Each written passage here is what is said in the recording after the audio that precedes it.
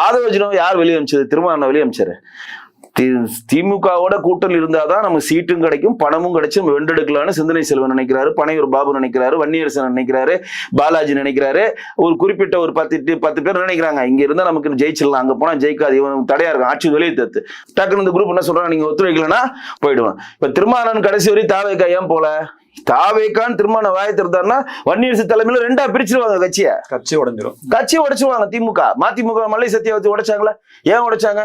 ரொம்ப நேரம் போய் மோடிக்கிட்ட பேசிட்டு இருந்தாரு நம்மால் வையாபுரி. கங்கை கொண்ட சோழபுரத்துல போய் நின்னாரு, அங்க போய் டைரக்டா பார்த்து மனு கொடுத்த ரொம்ப நம்மள மீறி போறான ரெண்டு உடைச்சிட்டாங்க. காங்கிரஸ்க்கு அதேதான். நீங்க காங்கிரஸுக்கு 28 சீட் குஷன்லாம் கிடையாது.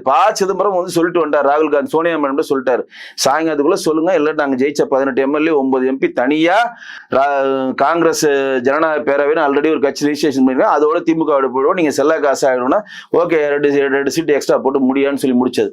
எல்லாருமே திமுக கூட்டணியில் இருக்கக்கூடிய அனைத்து கட்சிகளும் வேறொரு கட்சியின் போர்வையில் இருக்கக்கூடிய திமுக அனுதாபிகள். இதுதான் உண்மை.